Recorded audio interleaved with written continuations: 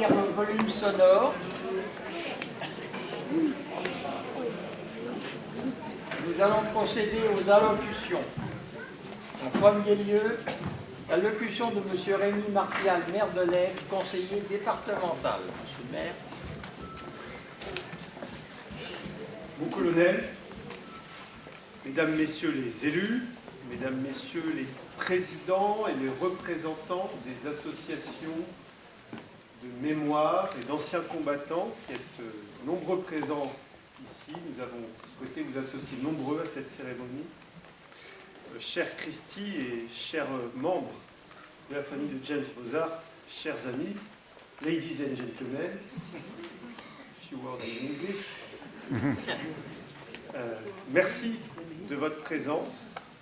Merci d'avoir répondu à notre invitation à vivre un moment particulièrement émouvant et, je peux le dire, assez unique en son genre.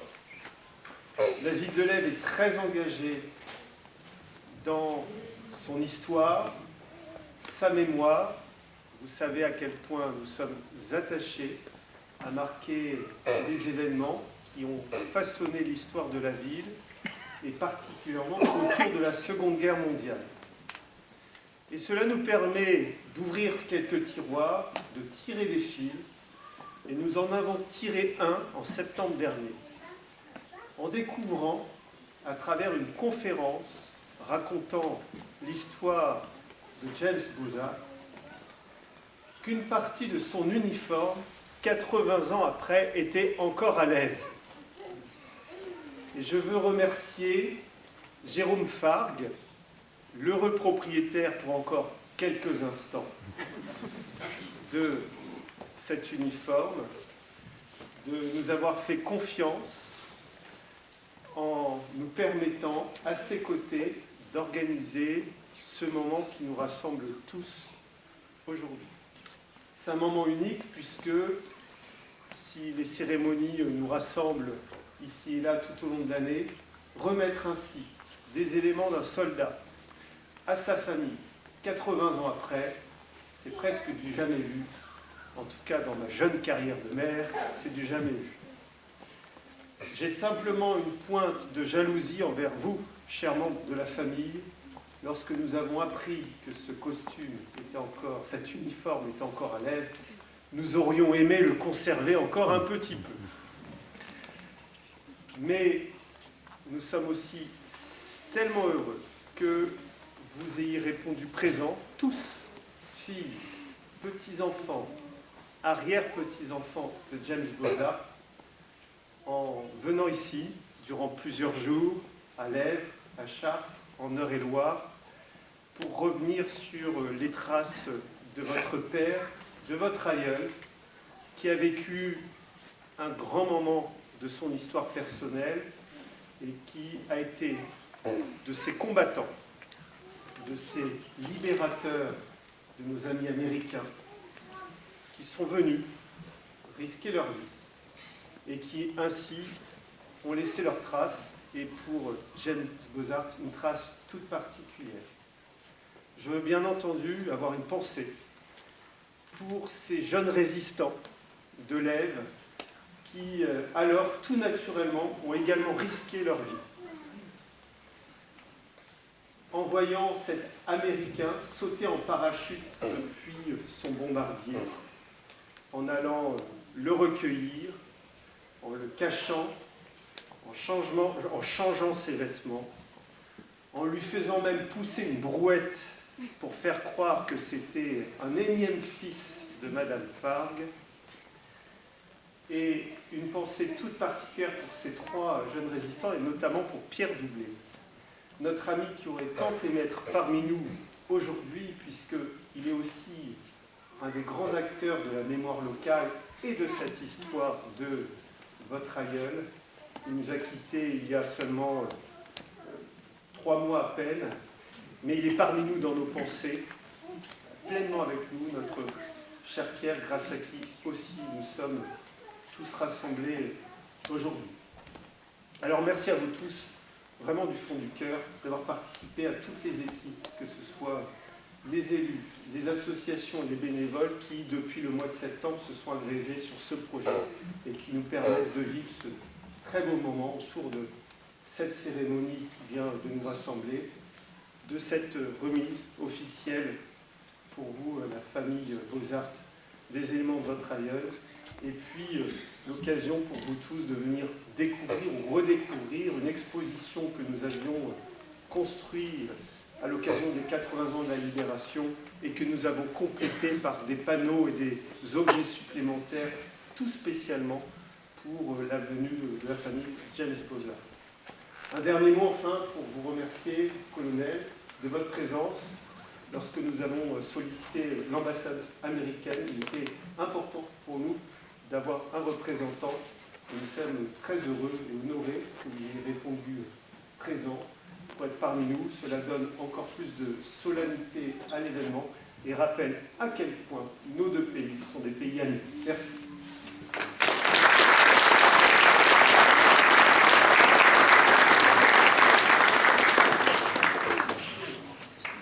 Allocution de M. Jérôme Fargue, neveu de Marcel Fargue, résistant ayant caché James Beaux-Arts.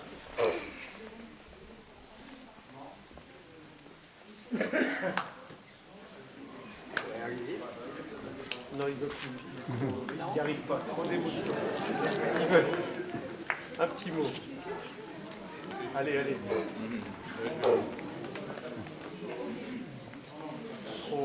Après. Bon. On va remettre éventuellement. L'émotion est un peu trop forte. Je suis le cousin de Jérôme. Eh bien, Je vais me faire son porte-parole. Merci.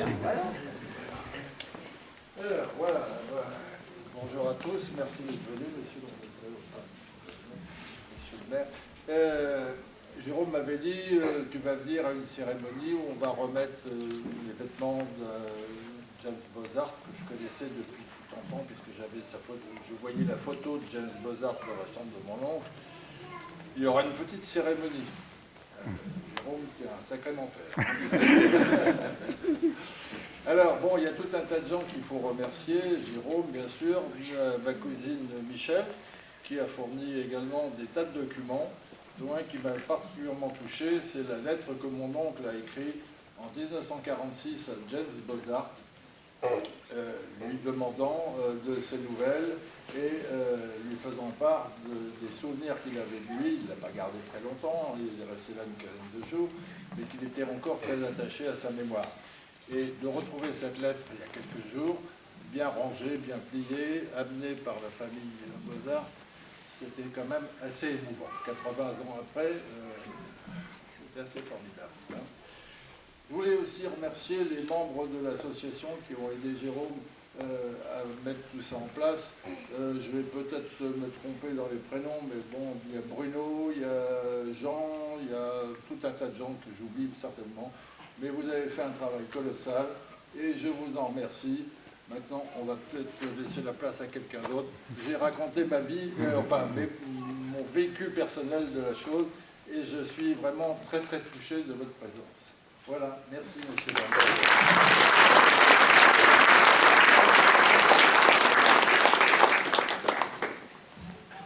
Allocution de Madame Christy Beaux-Arts, qui est la fille de Monsieur James Beaux-Arts. As you want.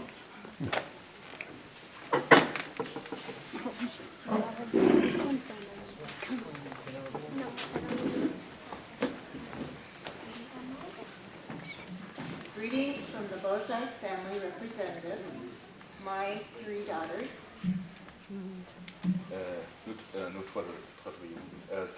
Salutations de la part des représentants de la famille Beaux-Arts. Today is an unbelievable day for us as a family. Aujourd'hui est un jour incroyable pour ma famille et moi-même. I am the last representative surviving child of James W. Beaux-Arts. A humbling and profound reality. This is a fantastic honor and a privilege to be invited here to meet all of you. Your dedication in uncovering and honoring this piece of history means more than words can express. You've helped fill in the missing pieces of my father's story, once shared with me long ago. Stories that shaped my understanding of his life and the World War II itself. Je suis le dernier enfant encore en vie de James Bozart. Une réalité à la fois bouleversante et profondément émouvante. C'est un immense honneur et un vrai privilège d'être invité ici pour vous rencontrer. Votre engagement à faire revivre et en honneur cette partie de l'histoire signifie bien plus que les mots ne peuvent exprimer. Vous avez aidé à combler les blancs dans les récits que mon père a partagés avec moi. Des histoires qui ont façonné ma compréhension de sa vie et de la Seconde Guerre mondiale en général. My dad, like other veterans, would share his experiences sparingly and spoke with his eyes shut as he, reaching back in his memories, was very difficult. He spoke of being a 19-year-old American GI, just a few years older than the French teenagers who would one day rescue him. Despite the language barrier, a bond was formed. How beautiful that was that this connection was honored by preserving his flight year all of these years. Mon père, comme d'autres vétérans, partageait ses souvenirs avec parcimonie. Il parlait les yeux fermés, comme s'il replongeait dans des souvenirs enfouis très loin. Il évoquait son expérience en tant que jeune soldat américain de 19 ans, à peine plus âgé que les adolescents français qui allaient bientôt lui sauver la vie. Malgré la barrière de langue, un lien s'est créé. Quelle beauté que ce lien ait été honoré à travers la conservation et de son équipement de vol toutes ces années. Today we gathered here to receive the gear. More importantly, we gather to remember the greater story. Aujourd'hui, nous sommes réunis pour recevoir cet équipement, mais surtout pour nous souvenir de l'histoire bien plus grande qu'il représente. In the eyes of my heart, I am here to celebrate the courage and expression and the compassion of these three remarkable teenagers, Marcel Fardeau, André Lesueur, and Pierre Dublé. Their bravery changed the course of my father's life, and as a result, the course of my life. Without them, my family, the love of my life, might not be here. We are living proof of the impact of their heroism. Avec les yeux de cœur, je suis ici pour célébrer le courage et la compassion de trois hommes extraordinaires, Marcel Fardeau, André Lesueur et Pierre Dublé. Leur bravoure a changé le cours de la vie de mon père et, par conséquent, la mienne. Sans eux, ma famille, les êtres les plus chers à mon cœur, ne seraient peut-être pas là aujourd'hui. Nous sommes la preuve vivante de l'impact de leur héroïsme. As a special thank you to Jerome Fardeau and his role with the committee for keeping this legacy alive. Un merci tout particulier à Jérôme Falk pour son rôle au sein du comité et pour avoir maintenu cet héritage en vie. Today, my family stands before you, for you all, as a result of these heroes, these teenagers. There are few words that can truly express the depth of my gratitude, except to say, from the bottom of my heart, thank you. That's it. Thank you. We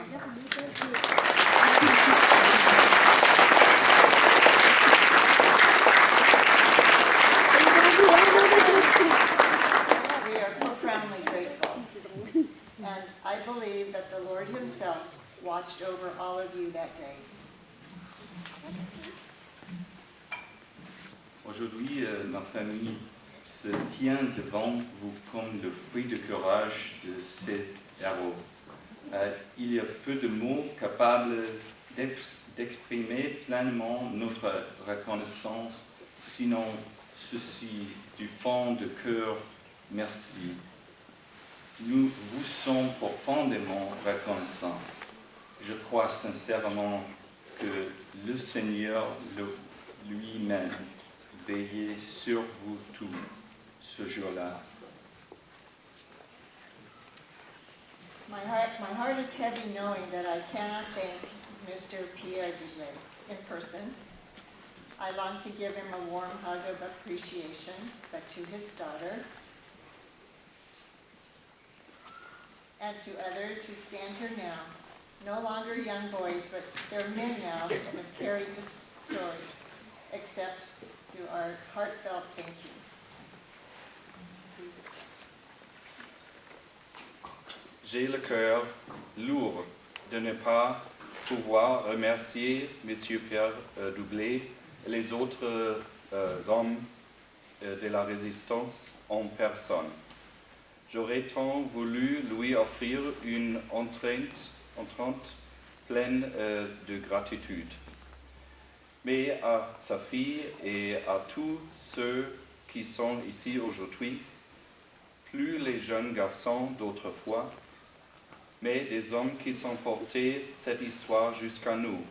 Recevez, je vous en prie, notre merci le plus sincère.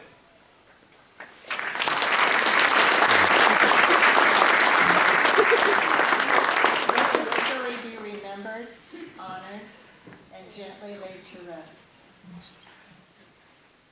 Que cette histoire soit à jamais gardée en mémoire, honorée, puis doucement reposée en paix. May the Lord bless you and keep you. May His face shine upon you and give you peace.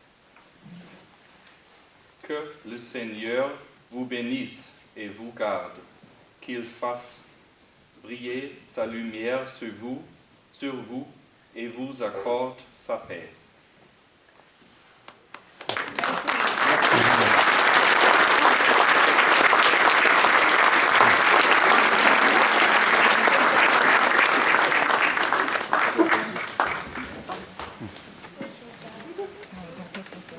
Merci à Madame Christy Bozard et à ses deux traducteurs, parce que c'est bien entendu c'est important pour l'Assemblée. Si vous aviez parlé qu'en anglais, c'est très bien, mais beaucoup n'auraient pas compris. Je vais vous demander deux petites attention pour avoir une mémoire en ma grand-mère, qui était la mère de ces 4 garçons qui étaient dans la résistance. Elle avait 40 ans quand son mari est mort en 1939. Elle avait 4 garçons dans la résistance, un qui était en Allemagne. Elle n'a pas dû dormir toutes les nuits comme il faut. Hein. Elle habitait à 100 mètres d'ici. C'est tout ce que je veux dire. Merci.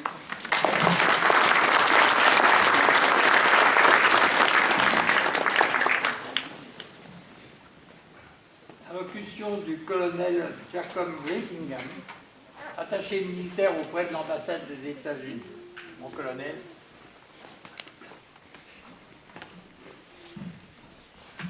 Ladies and gentlemen, Mesdames et Messieurs, c'est un honneur de me tenir ici aujourd'hui dans le village de Lèvres, un lieu à jamais lié en l'histoire de courage, de sacrifice et de solidarité.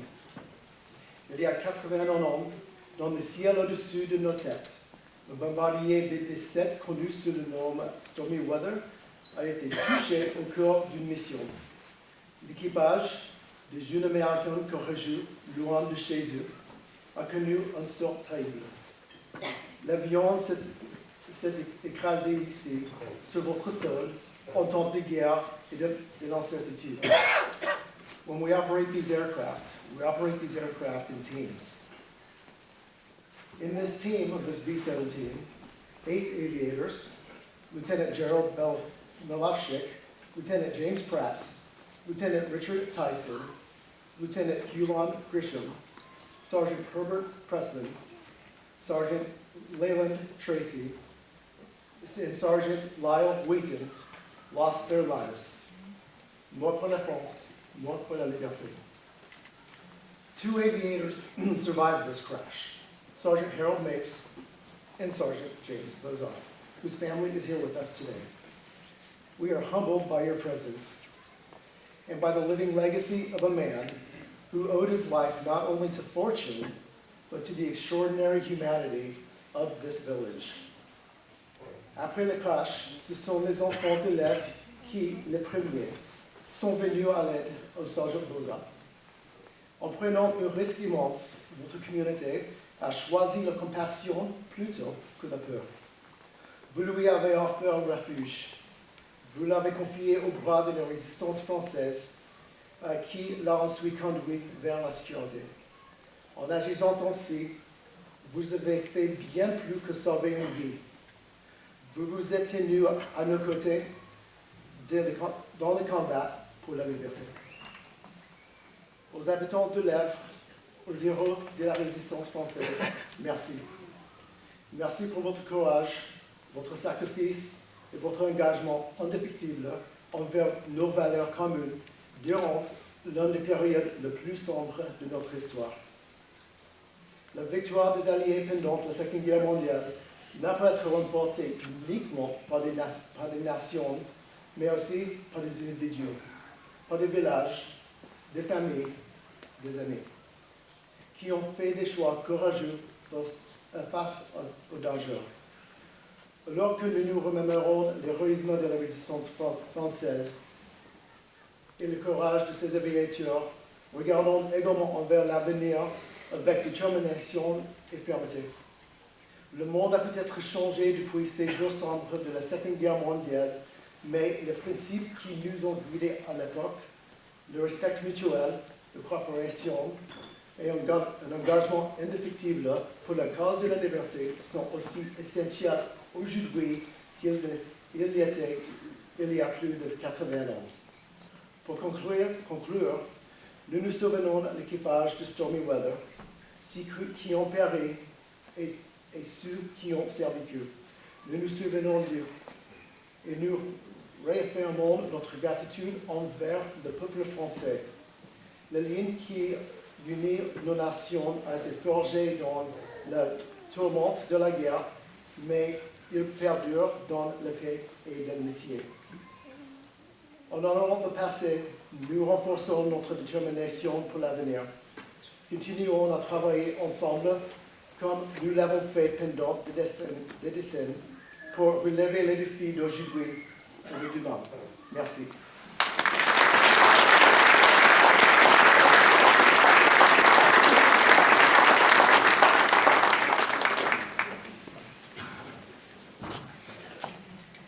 Bien, il est temps de procéder à la remise des équipements de James Bozar par Jérôme Fargue, la famille de James Bozar.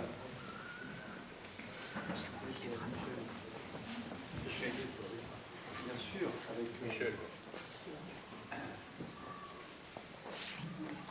Avec Michel et la fille de Pierre Armé, et avec vos cousins peut-être des dossiers associés. Jean-Pierre aussi. Là, devant.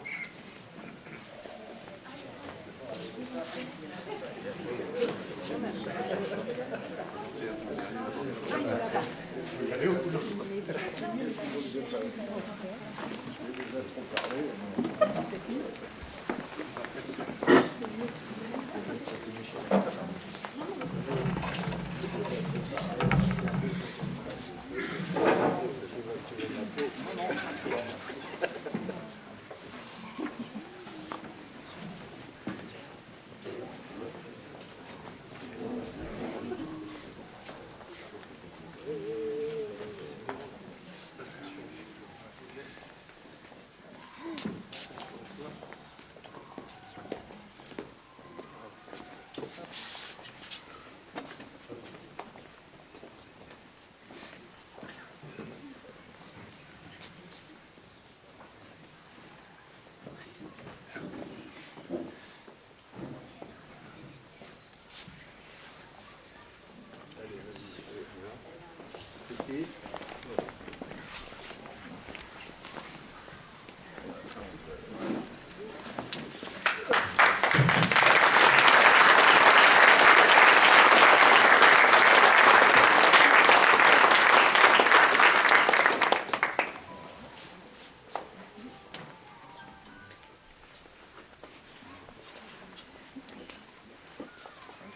Peut-être dire ce qu'on fait.